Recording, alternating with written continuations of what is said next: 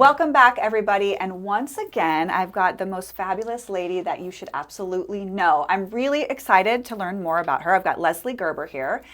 She wears many hats, but we're going to start with, you've been a hairdresser in the Valley for 30 years. Yes. Okay. Yes. So I find that to be such a wonderful job because you are not just a hairdresser, you're also a therapist and a friend, and you become part of people's families. Absolutely. So tell us a little bit about your business and where you're at and what that looks like for you. Okay, so I started doing hair right out of high school. So I was a part of the ROP program. Okay. Which at the time I was completely just not knowing what I wanted to do. Sure. But at the time during high school, you could do like summer school and you could get your credits. And before you knew it, your senior year, you would have like a couple classes. So they were like, hey, do you want to do ROP? It was like banking, wood shop, mechanic, hairdresser. Do they still do that? I don't know if they do that. They've implemented it back in. Okay. But it's it's brilliant. It's brilliant. It's great for people that want to get into something that's vocational. Sure. Especially if kids don't want to maybe jump right into college. Yeah. So I did it. It was really difficult in the beginning. I really wanted to jump ship, and then the more I kind of stuck with it, I just thought, okay, like I'm gonna stick with this. My goal is if I got through it, I could go to cosmetology school, get my license, and then start working, and then maybe from there go back to school. Really wanted to work with people. Wasn't quite sure what I wanted to do. Didn't realize that the hairdressing world was going to give me exactly what I wanted. So at that point, my husband and I, we weren't married at the time, but we've been together since high school. Oh, wow. Moved up to the Bay Area. I worked at this fabulous salon that was like super high end, did like 6 to 8 weeks of training. And we moved back here after a year and hit the ground running again. Had to learn everything all over. And I've been sticking with it since then. So, wow. Yeah. That's a long time. It's a very long time. And I think it can be a really challenging, sphere to be in because it's also really competitive. Absolutely. Right? Absolutely. And how do you deal with the competitive nature? I mean, you've been there so long, but obviously there were moments. So I've learned in this business, it's just all about showing up. Yes, it's about how you look in the beginning, and I kind of say sometimes it's not about the way you look, because sometimes the all show doesn't necessarily mean the all go. Oh, so interesting. Really, it's not about how you look. It's a job at the end of the day. Sure. It's a very creative job. So you have to kind of pull yourself back into a schedule, but consistency is going to win. Showing up every day is not so much about you, it's about other people. And I think that you have to be a people person 100%. Because the creative part of the job is very easy. The other part of the job, sitting with people, talking to people, being a good listener, and sometimes just sitting in silence with them, that's what really is going to keep you in the business. Yeah. You could do it with your eyes closed. The job itself is easy, but working with people is definitely something you really have to enjoy doing. Yeah, I mean, I think it's a sort of a place where the person sits in your chair. I mean, I know, thinking of myself in my guy's chair, and it's like it's just the two of you. It is. And you talk about all the things, your life, their life, and it's a place for people to feel safe. Yeah, and really it's like people become family, and not only do people become family, but you start off with the child and then the dad, and then they end up growing, or a daughter or a mother, and then you start kind of taking on their family members and their grandchildren, and so it's like a pretty big investment over that period of time, but like I love it because you feel like it's one big family. You know, you show up to work, and for me, it's not like a job. I just love being with people, and I think that's like the main thing that I love about it the most is just being with my people. You know, being with the people that it's an exchange, right? So like you said, you sit in the chair, and sometimes the hairdresser needs to talk, and sometimes the client needs to talk. So it's just kind of like that, just that kind of unknown thing, where you're like, all right, I'm going to just turn my ears on today and I'm just going to listen, or vice versa. So. Right, absolutely. And so that's not the only thing that you do. No. You have your hands in a lot of other very people-oriented things. So tell us more about that. So I've been consistently working as a hairdresser. So for the past 30 years, 5 days a week, sometimes 40, 50, 60 Wow. hours. So Yeah. I'm putting in long hours. Like it's a job. It's my job. And then when I was about 30, I thought, well, you know what? I'm going to give this a try. I'm going to become a spin instructor. So I was like, okay. And absolutely loved that. Did that for 12 years. Wow. Worked at the World's Gym, Palm Desert La Quinta, and then worked a little bit at Petal. And then I got offered a job at Bighorn. And I was like, ooh, like I've never worked at a country club. Like I've done hair for people that work at country clubs, but I've never done fitness. So went up there. The lady encouraged me, who was kind of like the director at World's Gym. She said, do it, try it. You know, I mean, you may really like it. Went up there, and I've been teaching there for 10 years. Okay, so you're still there. Still there. Oh, Started very good. off as a spin instructor, and then when COVID hit, everyone got a Peloton. So there was that brief break, and then at that time, I was already teaching yoga and doing sound, and so I was trying to get the directors up there to kind of implement a little bit more mind-body stuff, since the spin program had kind of fizzled out. Yeah. So after COVID, I went back to teach yoga, and then that's when I really started hitting the pavement with them with, let's bring some like other types of meditation and just different ways of like to move energy in the body. And I'm like, if we don't bring it to them, they're going to find a way to go down the mountain. 100%. So 100%. let's bring, but between that, I also have been working at Coachella Valley Yoga. Okay. I've been there for about 10 years. Okay.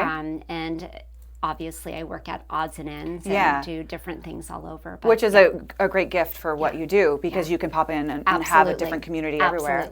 Absolutely. So I was looking at your Instagram page, and you speak about a triangle in talking about that. So touch a little bit on what you mean by that and why that is so important. So important is, I think, being a hairdresser, you don't think about how important it is to connect that triangle, right? Sure. So I've kind of like implemented that in like every inch of everything I do, because I think it is very important. You know, if someone comes in and they're just feeling down, or there's just something going on in their life, you know, it's really important to kind of figure out how we can get them grounded and get them back on track mentally so they can feel beautiful physically. Right. And so I've taken that, and I've also implemented that into a lot of my energy work, because I am an energy practitioner, or an energy healer, or whatever you want to call it. I don't really like to call myself anything, because it just is something that's natural. And so tell us a little bit more what you mean by that. So through this journey, around the time that I became a spin instructor, which was in my 30s, is I came into this ability that's in my family lineage. So it's on my dad's side, which comes from my grandma Norma. And it's my dad, my brother, my niece Davia, and my daughter Reese. And I do think my son is slowly starting to kind of dabble into his own abilities. Through my 20s, through me doing hair and doing all this other stuff, definitely has some misfires, things that would pop up, and you think, oh, that's just coincidental, you know, like that's nothing, you know. Then I got to my 30s, still doing hair, now teaching spin. And I started to see auras. I need to go get my eyes checked. You know, when I got my eyes checked, and the guy's like, you got 15-20 vision. I don't know what you're talking about. And I kept thinking, God, like, am I going crazy? And I was starting to get a little bit more anxiety at this point, because I was like, what is going on? Like, something is misfiring inside of me, and I need to figure out what's going on. So my husband, who's a photographer, came home from a photo shoot and said, I think that you're really going to like this lady. She was a Reiki practitioner. I had no idea what Reiki was. And so she is about 4'10", and her name was Holly Ray. And he did this beautiful shoot for her for a desert magazine. And she was like in the middle of like the desert, and just the light was coming in, and he was editing the photos, and I just broke out in tears. And I thought, holy crap, like, I need to call this lady. Like, I don't know who I need to call her. Like, I don't know if, because like, it just blew me away. I called her and I spoke with her, and I had one Reiki session, and it completely changed my life.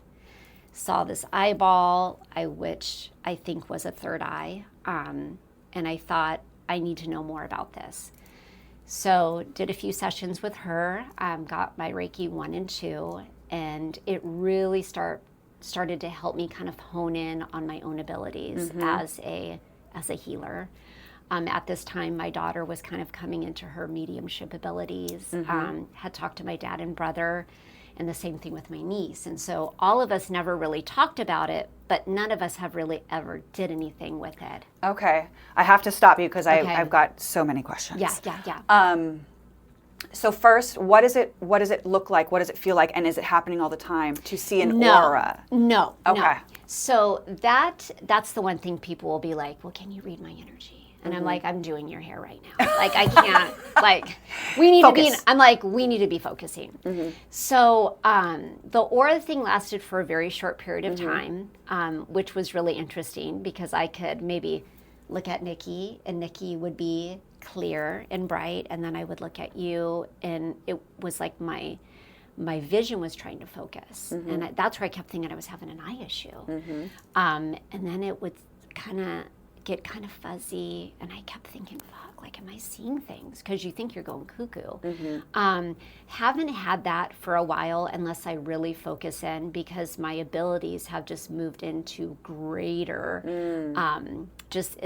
it's just become very progressive since then. Okay. Because I think once you hone in and you figure out what your ability is, because it's really important, whatever ability you do have, you don't do all of it. Right. You can't do this it's and very that. true. It's very true. You have to really focus in like what your true gift is. Right. So the aura thing was been there, done that. Wasn't, I guess maybe it wasn't my calling, but I guess my body needed to give me those alerts to say, listen, stop. Something's going on. Stop. Right. Take a step back. You know. And when you say, this is in you're on your family's side, but you also said that you never really talked about it. No. So how did it? But all of you share this. So how did we circle around and say, okay, this is where it's at, and So growing up, my grandparents, my grandpa was from Oklahoma, my grandma was from Kansas, and that's part of that silent era. No one talked. My grandma got pregnant at 14 with my dad. I don't even know where my grandpa and grandma met. Like, no one talked about anything. Right. So different. So looking back on photos, my grandma had very, very dark hair and very high cheekbones. No one ever talked about it. When I came into this lifetime, she had gray hair, but still had the olive skin, the very high cheekbones. No one ever talked about it. My grandpa was a cowboy. She had turquoise. No one ever talked about it. No one was talking about anything, It was just all about current stuff, So when my grandma was in hospice, spent a lot of time with her. And there was a lot of energy transferring between her and I. And at that time, I didn't know how to, create that boundary. So here she had a bladder infection. I got a bladder infection. She had it for a month. I had it for a month. And I kept thinking, what is going on? Like, how am I not able to? And how old were you? This was in my 30s. Okay.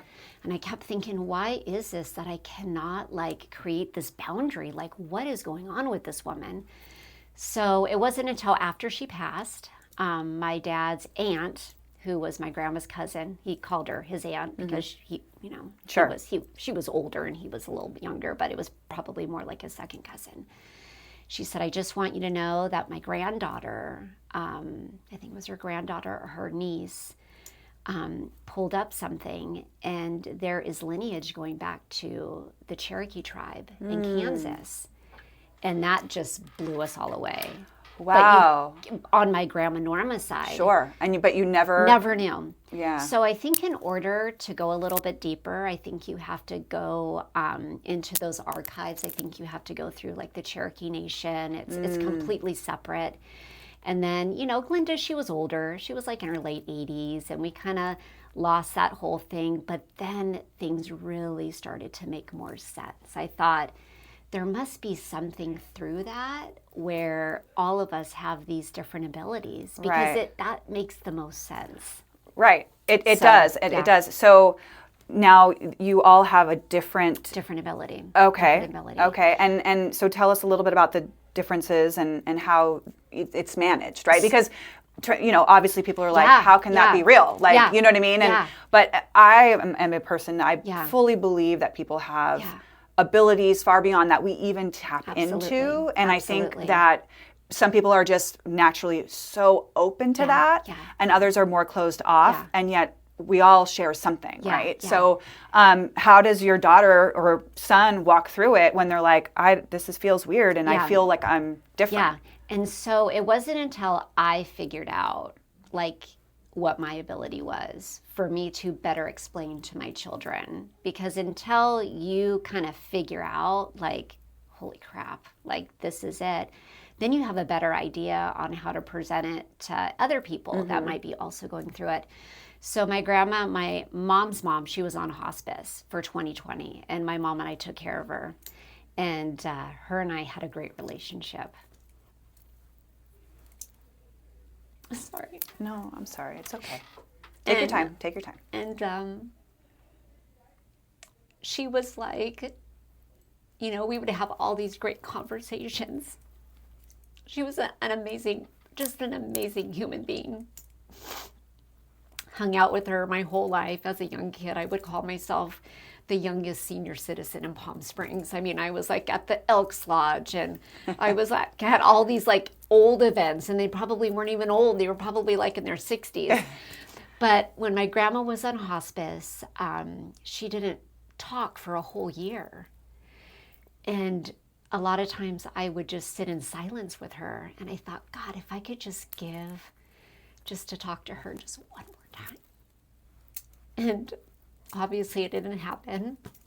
And so my friend Danny at the time, who's a shaman, an amazing lady, I had gone to her a couple times, and she had told me some things about myself. And you always kind of put things in your back pocket, and one day they come back up and you're like, oh, okay. So when my grandma passed away, we were all around her, and it was great. It was bittersweet, but, we were with her. And from that point on, every single night I would have a dream about her, and she still wouldn't talk to me. And I'm like, gosh darn it, like, just say something. And so I contacted Danny, and my mom and I are looking online, and that was before there was chat and, all this silly stuff. My mom's like, how about this? And I was like, oh my God, that's absolutely ridiculous. I'm like, I'm going to contact Danny. So I contacted Danny, and she goes, you're not getting it. And I'm like, I don't understand. Like, what am I missing? And she goes, your ability is to feel energy. Your ability is not to listen. Your ability is to feel. Your grandma's trying to tell you something. So from that point on, it was like, whoo, someone opened up the floodgates, and I was like, holy crap. My ability and my gift is to connect with people, to help guide them with what they feel in their body. Like, that's what I'm supposed to do. So took off with the sound healing. By that time, just a little bit before 2008, so before my grandma passed away, got certified in yoga, had never done yoga I never did yoga. I was like, I'm more like Orange Theory or like spin. Yeah, like where you're like exerting. Like I was like yoga. I was like, okay, this is going to be really interesting. So I'm in this group with all these people that are like yogis, and they're wearing like yoga pants, and I'm like wearing running shorts, and I'm just like, oh my God, like this is really hard. Like I've never done this before, but I kept thinking I need to get this 200 hours so I can help people learn how to move energy through their body. Like that's all I need. Got through it. It about killed me because I was teaching spin, and I was up at Bighorn, and I was working full time, and I had, both of my kids living at the house. And so, they were still in school, a lot of activities with them. And I just remember crying on Thursday nights as I would drive home from Palm Springs, to this end of the valley. And I was like, all right, Leslie, just get yourself, knock the dirt off and just stand right back up.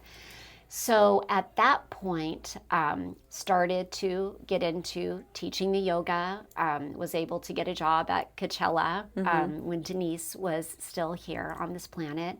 And she was letting me do energy work, and then she let me have a couple classes. And before I knew it, I was really like enjoying the whole thought process of like, okay, I got into yoga because it's not really about me. I want to use, well, yes, I want to use my tour guide abilities to help people move energy through their body, because sometimes it makes them feel safe if they're more in control versus they may think I'm kind of woo-woo.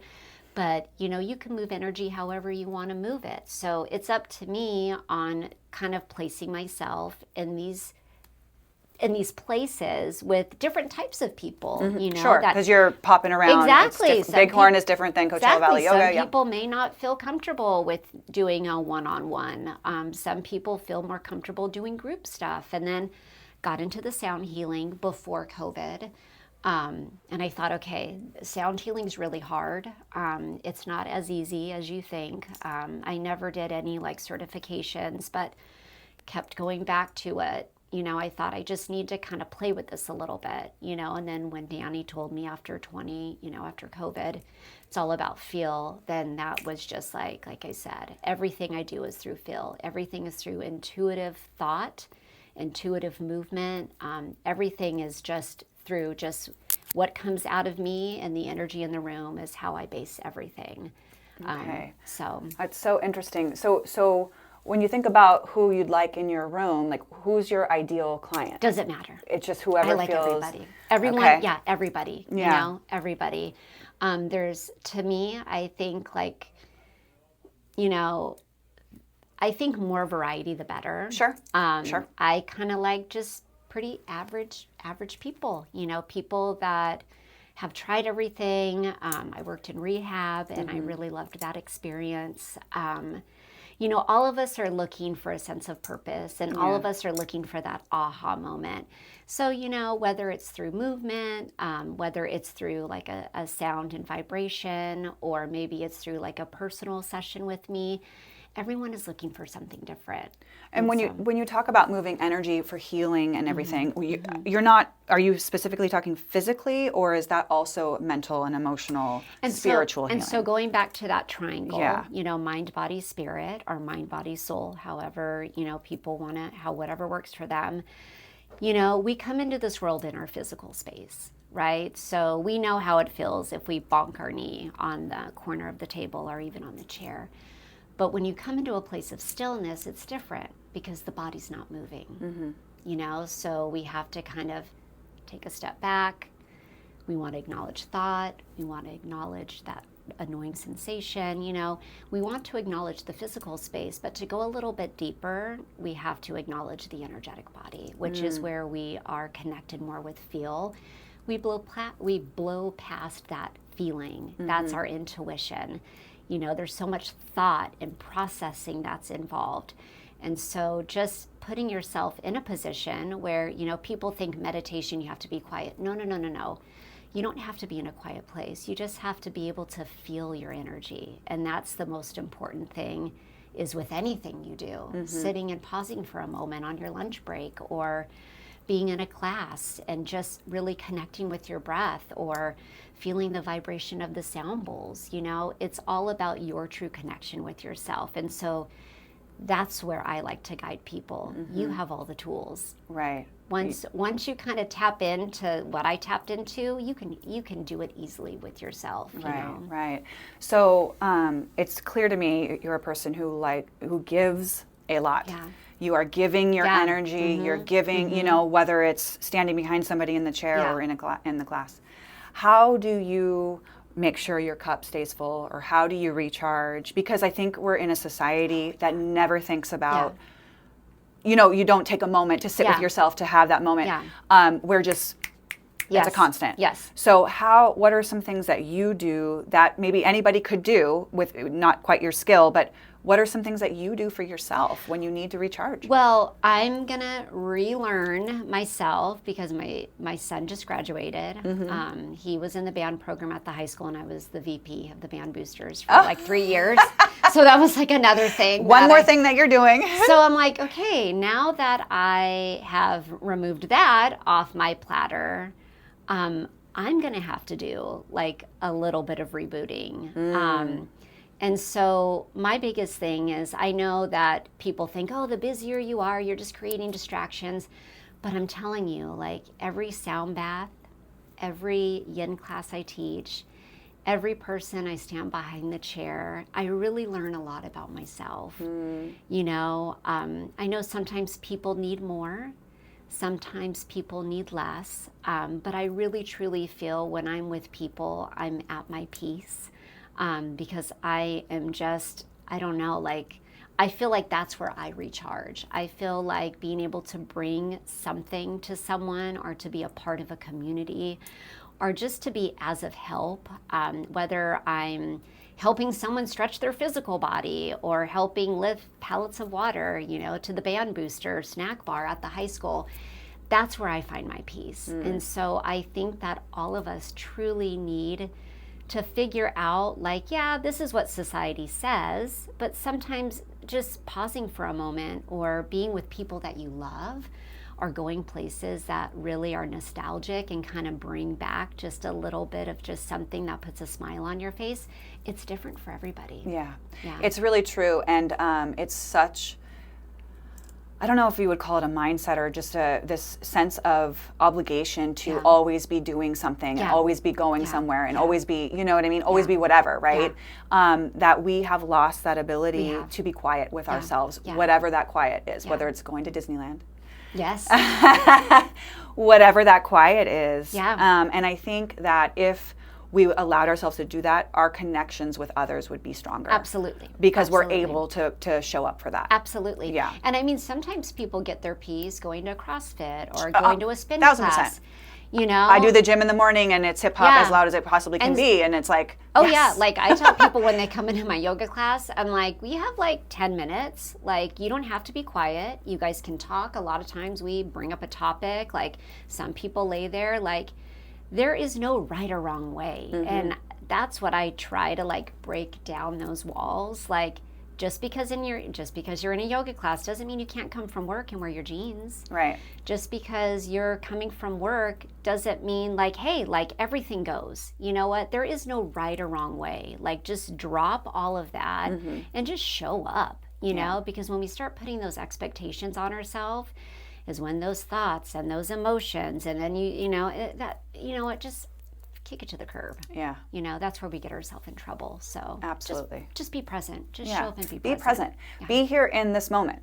Yeah. Like we're so wrapped up and guilty, right? No, like, we all are. We all are. guilty. Yeah, yeah. But I've been seeing a lot of things come across my feed or just in my world where it's like, you know, this is the most important moment right now. Yeah, absolutely. We have to we have to be healthy, we have to plan for our finances and do all these things, but this moment right now is so important. It can be very overwhelming. It can be very overwhelming, but it's the only thing that we actually have. Yeah, yeah. Right? And so and you never know when that can change. And so like I said, when people are in, whether it's a sound bath or we're doing anything, sit with the noise. Acknowledge the thought. Acknowledge that pestering little feeling that you have in your neck, you know?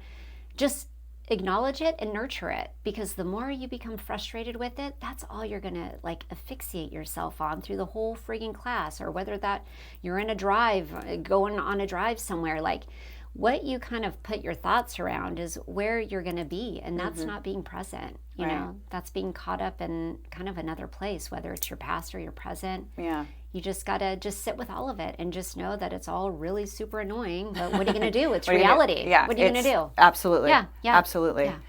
Yeah. So interesting. Yeah. So let's take a real quick trip back to discovering about your grandmother and like her kind of roots. Yeah. So do you find that this is now like a topic in your family? Like we're sharing this newfound treasure? No. Oh, still? No. Okay. Because we still are trying to figure out like, you know, like I think when it's kind of naturally passed through your lineage, you're just like, what the heck is it? Like, Right. why is it us? And my daughter would always say, why would anyone want this? This is kind of like, this is not good, because there are a lot of highs and lows Sure. when you are a practitioner. I Sure. mean, you just know how it is. I mean, we're all empaths. So I mean, you Yeah. know, you're just soaking up everything. So we don't really talk about it. I think I'm the only one that has really kind of spun it and kind of used it as like a positive, because I really feel like, okay, I love helping people with their hair. I love being around people, and I'm gonna run with this, and I'm gonna just take advantage of like everything that I can learn from this and just help people heal. Like that's my biggest thing. Yeah. So I was thinking too, like, you know, you have a lot of things that you've done. Like you've been a hairdresser, spin, yoga, this and that and the other. Where is your heart? with, well, my helping people. So I see spin class just like being a hairdresser. Yeah, I see, you know, even though they're very different, just, helping people. At the end of the day, throw me in a soup kitchen, put me back on the band boosters at the high school. It doesn't even matter how exhausted. It's all about either the kids or the people that you're helping. At the end of the day, I just want to give back. You know, I mean, that's what my grandma Betty taught me, is just be kind. Yeah. So, Yeah. I love that. yeah. So for anybody who's watching this who might feel like a pull to connect with you in one of your, I mean, obviously the hair is a thing, but or the yoga or whatnot, like what would be the best way for them to contact you so that they could join your class or do something like that? So Lavender Soul Studio, you can follow me on Instagram. I think it's all one, or there might be some underscores. I don't know, but you'll find it. And then I do have the studio. Okay. It's right behind, it's upstairs, right behind the Mama Gina's. So we just relocated. Okay, I know exactly where that's at. The space has been open for 4 years. Not that space. This space has only been open since February. Okay. But, you know, that whole space is about community. I mean, I opened it, but it's not about me. It's really not. I know the people that are in that space, I kind of call it the community, kind of like the clubhouse. The people that teach in that space and the people that participate in taking classes or other offerings. The space is what it is because the people that come in there, you know, and people are, oh, Leslie, it's about, I said, no, it's not about me. This is not about me. Yeah. You know, it's about our community. And people are searching for that. Yeah. And it's just a safe space. And so people can actually find me everywhere. Yeah. You know, I'm on the frontage road at a salon called Todd Michael's. I've worked there for 16 years, but I've primarily been on the street on El Paseo forever. I'm at Coachella Valley Bikram. It's been, I think, like a few different names, but they'll know it's the hot studio with the 2 rooms. And then obviously I'm up at Bighorn. No one can go up there. I wish I could bring my friends. And then I'm at my studio. And then I also started teaching at another studio. It's called Home on El Paseo. Oh, and that's lovely. some of my friends from the other Bikram studio opened it. And it's right across the street from the salon, or right across the parking lot. Perfect. So yet again, you know, dropped the band boosters and picked up something else. But it's all about community. You know, being stuck in one place for me is not community. I need to connect with everybody. Yeah, so, I love that. Yeah. It's been so nice to get to know you. Oh my gosh, sorry I talked so much. Oh no, Okay. no, absolutely not. And Okay. and if there was one thing that you would want to leave everyone with, like your favorite saying, something maybe your grandma told you, what would that be?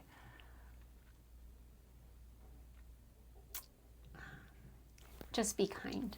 Yeah, I think we need that in the world. Yeah. You know what I mean? It's like the easiest thing to do for somebody. So I appreciate that. Yeah, very absolutely. Much. Yeah. So May I have a hug? yeah, yes. Thank you.